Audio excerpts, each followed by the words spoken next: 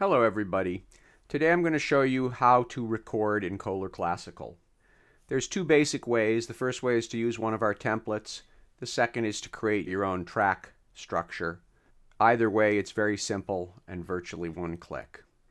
So I'll start with the template method. I'm going to start with a 4-track project. So I'll open Project Template under the File menu, go to the 4-channel project. I have 4 mics on my system already, so they're already assigned in order 1, 2, 3, 4, in the same order as the tracks are. In this case, the tracks are main left, main right, room left, room right. So as long as they're hooked up in that order, you're ready to go. So then all we do is we click the record arm button. Toolbars at the top here with all the buttons. Click record arm. That's going to arm the whole group, but it warns you have to save the project before arming. So we click OK. I'll just call this Proj 1. And I already have a Proj 1, so I'll replace it. And now I'm armed and ready to record.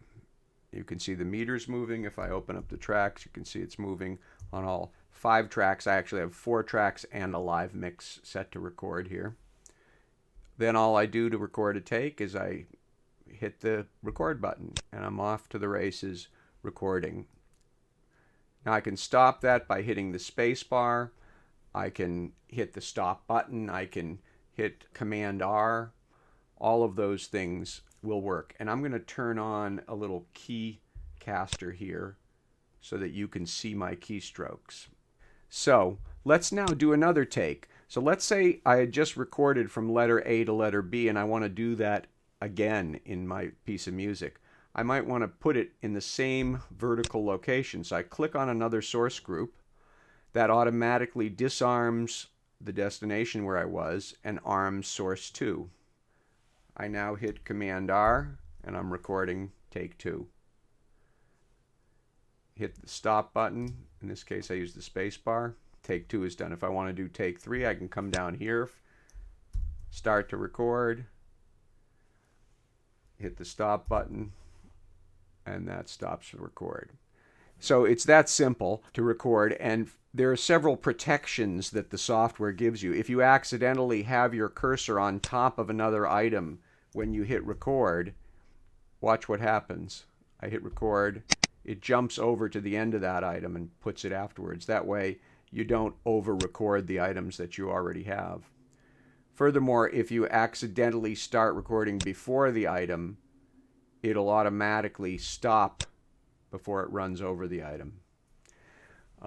This also allows you to record, different sections of a piece vertically, all lined up, so when you're done recording, you're ready to start doing your source destination editing immediately. Okay, so that's basic way number 1. Now, let's say I needed to reassign the microphones and they weren't in the right order.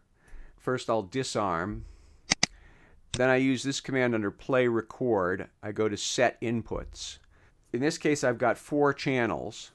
So the normal way would be 1, 2, 3, 4. But let's say I wanted them in the order 4, 3, 2, 1. I just type that 4, 3, 2, 1. Okay. Now those have been assigned in that order. If I go to the mixer and look, you'll see that. If I open up my main and my room mics here, you'll see that this is input 2 internal, input 1 internal, front right, and front left, which is the exact inverse of the way they are. In other words, it's front left, right, 1, 2. But I've now assigned them 4, 3, 2, 1. If I wanted to assign them 1, 3, 2, 4, I can do that too. Again, go to the input channel command 1, 3, 2, 4. So very quickly I can assign the channels, and now you'll see here we've got front left, then input 1, then front right, then input 2. So when it does the reassignment, it does it in all the groups simultaneously in one click. So that's all there is to using a template. Now let's say I wanted to just start from scratch. So I'm going to close this up. So we're back to a blank project. Now let's say I have a recording, I got 3 microphones. So I create 3 tracks, Command T, creates 3 tracks. I give them a name, let's call it, for simplicity's sake, you got to name each track. So let's call this one A, hit tab, go to the next track, B, tab, go to the next track, C, hit return. So now I have tracks named ABC. So that's what it's going to name the files when this is output to the disk. Now I could set up the mixer here if I want to, or I could worry about the mix later if you wanted to do panning or whatever. But for now, let's just keep it simple. So I've got my 3 tracks set and ready to go. All I need to do is create the source groups. So I go to Initial Setup, Create Source Groups. So it's now going to create 9 source groups, each of which has tracks A, B, and C in it, just like the destination. So I Create Source Groups, I click OK, and there we are. So I now have my destination and 9 source groups, all of which have tracks A, B, C. As you can see here, I'll look at source 1, and you'll see there's A, B, C. Okay? And they're all like that. So they're all ready to start recording.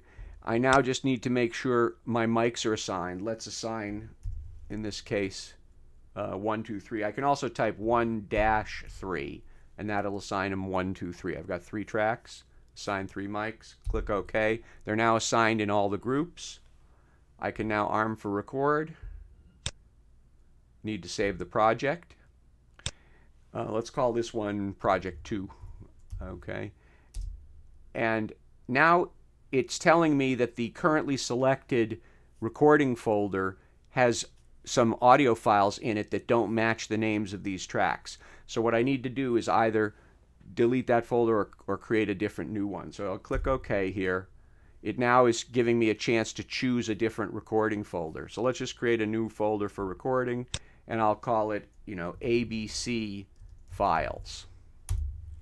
Okay, nice empty new recording folder.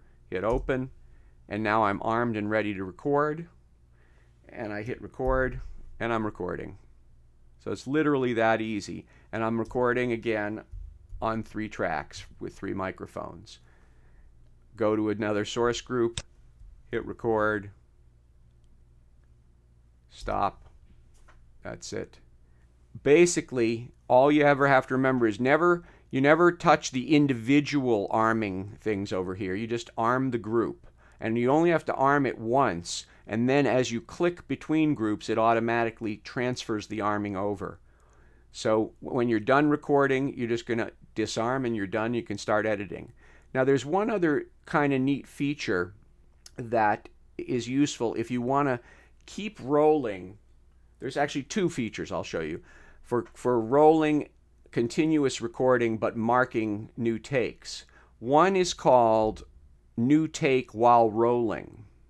Okay, it's only active while you're rolling, of course.